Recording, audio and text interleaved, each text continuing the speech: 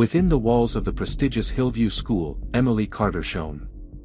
A prom queen, a style icon, an object of envy and adoration. Her life seemed flawless, a crowd of admirers, loyal friends, and the universal desire to imitate her. But one day, Hillview's routine was disrupted by the quiet figure of newcomer Lillian Moore. Lillian, who had recently moved to town, seemed to be the complete opposite of Emily and her entourage. Shy, reserved, dressed in modest clothes, she seemed to come from another world. Emily, driven by boredom and a desire for fun, decided to make Lillian the object of her new game. She decided to befriend her, to bring her into her company, despite the protests of her friends, who considered Lillian a gray mouse. At first Lillian was wary of Emily. She felt insincerity in her smile, saw the mockery in the eyes of her friends. But Emily was persistent. She showered Lillian with compliments, invited her to parties, shared her secrets. Gradually, the ice in Lillian's heart melted. She believed in Emily's sincerity, and a strange, but still friendship began between them. One day Lillian invited Emily and her friends to her house. The Moore house was on the edge of town, surrounded by thick woods. It was old and gloomy and seemed abandoned. Emily's friends glanced around, sensing something amiss, but Emily, driven by curiosity, insisted on going in. Inside, the house was even creepier. Darkness, musty odor, antique furniture covered in dust. Lillian led them into the living room, where a fireplace burned, casting ominous shadows on the walls. She offered them tea, and as they drank, she told them about her family, about her ancestors who had lived in this house. Lillian's stories became increasingly strange and frightening. She spoke of ancient rituals, of the spirits that inhabited the house, of the curse that hung over her family. Emily's friends began to fidget, but Emily, mesmerized, listened without interrupting. Suddenly, the lights in the house went out. Darkness filled the room. Strange sounds were heard, creaking floorboards, whispering, claws clacking. Emily's friends shrieked in fear, but Emily remained silent, feeling a chill run down her spine. When the light flashed again, they saw Lillian standing in the center of the room. Her eyes burned with a sinister fire and a creepy smile froze on her face.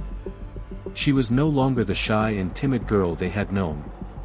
She had turned into something else, something evil and frightening. What happened next, they tried to forget. They fled the Moore house, terrified, haunted by nightmares. They saw things they shouldn't have seen, heard sounds they shouldn't have heard. They faced a darkness that changed their lives forever. Emily, Queen of Hillview, was never the same again. She lost her confidence, her carefree attitude, her popularity. She realized that behind the shiny facade of her life was an emptiness, and that playing with other people's fates could lead to unpredictable and terrible consequences. The Moore house and Lillian Moore became an eternal reminder to her that evil can lurk in the most unexpected places, and that sometimes it's best not to wake the sleeping beast. After that night at the Moore house, Emily was petrified. She went to school, mechanically repeating her lessons, but her gaze was fixed on nothing. Her friends, once devoted, now shunned her, sensing the coldness that emanated from her. They whispered behind her back, telling each other what they'd seen at the Moore house, embellishing and exaggerating details. Emily heard their whispers but didn't react. She was too preoccupied with what was going on inside her. She was plagued by nightmares. Every night she saw Lillian, her burning eyes, her creepy smile. She heard whispers, claws gnashing, felt an icy touch. Waking up in a cold sweat, she couldn't tell what was real and what was a figment of her imagination. She tried to tell her parents what had happened, but they did not believe her. They thought it was just teenage fears caused by stress and overwork. They advised her to get more rest and not to fill her head with nonsense. But Emily knew they weren't just fears. She knew she was facing something real, something evil. One day, while wandering through the school library, she came across an old book bound in leather. There was no title on the cover, just a strange symbol that looked like an inverted pentagram. Curiosity got the better of her and she opened the book.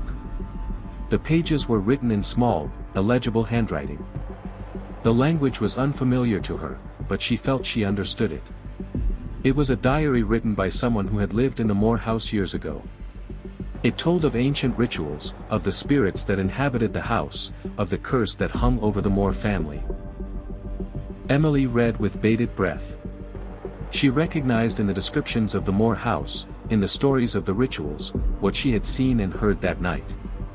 She realized that Lillian was not just a crazy girl, but the heir to an ancient evil, the keeper of dark secrets. The diary also told her how to get rid of the curse. This required a complex ritual that required great willpower and knowledge of ancient spells. The ritual was dangerous, and its consequences could be unpredictable. But Emily decided it was her only chance. She began to prepare for the ritual. She studied the ancient spells, gathered the necessary ingredients, trained her will. She knew she would have to face Lillian, the darkness that inhabited the Moore house. But she was ready. She had to stop the evil to save herself and her friends. One dark night, as the moon hid behind the clouds, Emily traveled to the Moore house. She walked through the woods without feeling afraid. She knew what awaited her, and she was ready for it. The Moore house stood, dark and ominous, as if waiting for her. Emily stepped inside without hesitation. She knew Lillian was waiting for her.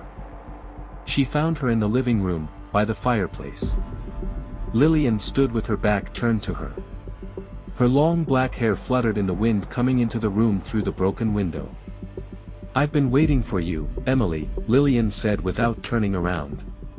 Her voice was cold and ominous. "I knew you'd come." Emily was silent. She stared at Lillian, feeling fear rising in her heart. But she didn't back down. She knew what she had to do. "You can't stop me, Emily," Lillian continued. "The curse is too strong. It will consume you as it has consumed me." "I'm not afraid of you, Lillian," Emily replied. "I know you are afraid. You're afraid of the darkness that lives inside you. But I am stronger than that. I can defeat it." Emily pulled out of her bag an ancient amulet she had found in the library. It was made of silver and adorned with a ruby that glimmered in the semi-darkness. She raised it above her head and began to recite an incantation written in an ancient language. Emily's voice sounded firm and confident despite the fear gripping her heart. The words of the spell filled the room, making the shadows tremble and wriggle. Lillian screamed, covering her ears with her hands. Her body began to shake and her eyes filled with blood.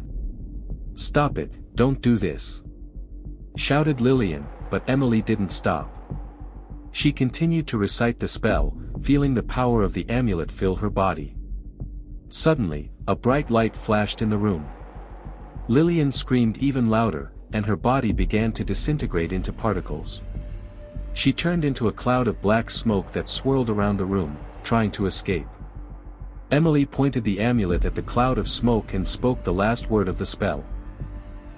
The cloud exploded and the room was filled with blinding light. As the light faded, Lillian disappeared. Silence reigned in the room. Emily stood, breathing heavily, feeling devastated. She lowered the amulet and looked around. The Moore house no longer seemed so creepy and ominous.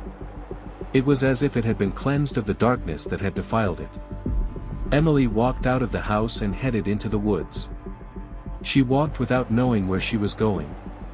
She just needed to get away from this place, from these memories.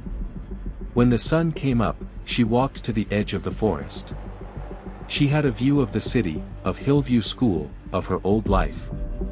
She looked at it all and realized she couldn't go back. She had changed.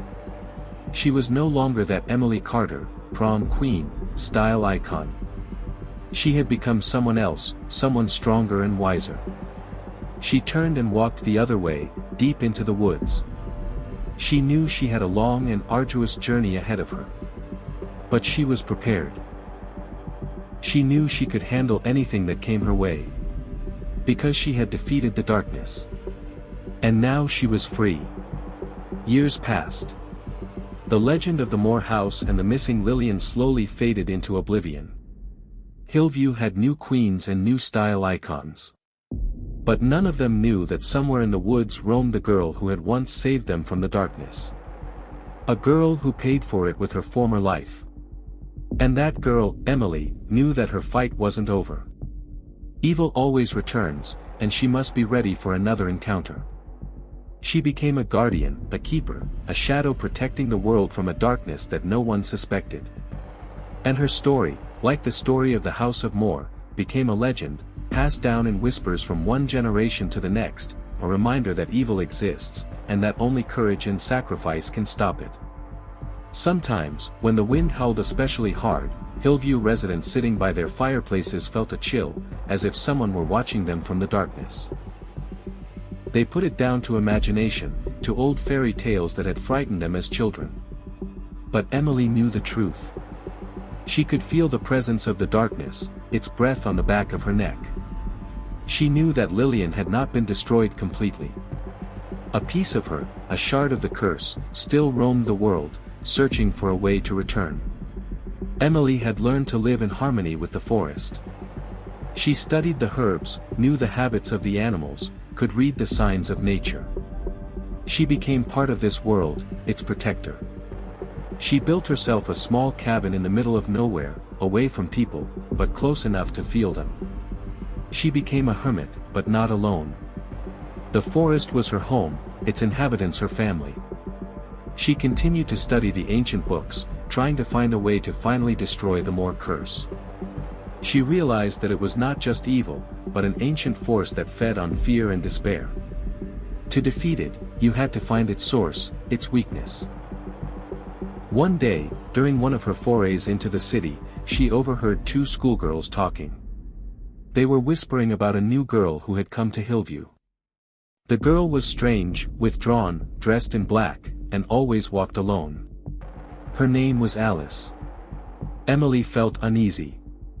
Something about the story seemed familiar to her. She remembered Lillian, her shyness, her loneliness. She decided to watch Alice. She watched the girl for a few days. Alice went to school but avoided socializing with other students. She often visited the old cemetery on the outskirts of town, where she stood for long periods of time by an abandoned grave. Emily realized that Alice was looking for something. Something to do with the Moore house. She decided to talk to her. One evening as Alice was returning from the cemetery, Emily blocked her path. "I know who you are," Emily said, looking straight into the girl's eyes. "I know what you're looking for." Alice flinched and tried to run away, but Emily grabbed her arm. "Don't be afraid," Emily said. "I'm not going to hurt you. I want to help you." Alice looked at Emily in disbelief. "Who are you?" she asked. "I know about the Moore house," Emily replied. "I know about the curse. And I know how to stop it." Alice froze. Hope flashed in her eyes. "Can you help me?" she asked. "Yes," Emily replied. "But you have to trust me. And you have to be prepared for what you'll have to see." Alice nodded. Emily took Alice to her cabin in the woods. She told her story, about Lillian, about the Moore house, about the curse. She showed her the ancient books, the amulets, the herbs she used to protect her from evil. Alice listened, holding her breath. She realized that Emily was her only chance. Together they began to prepare for a new ritual. A ritual that would finally destroy the Moore curse. A ritual that could cost them their lives. They knew they were in for an uphill struggle. But they were ready. Because they knew that not only their lives were at stake, but the fate of the entire world. And they couldn't let the darkness win. Because they were the last hope. Because they were the guardians.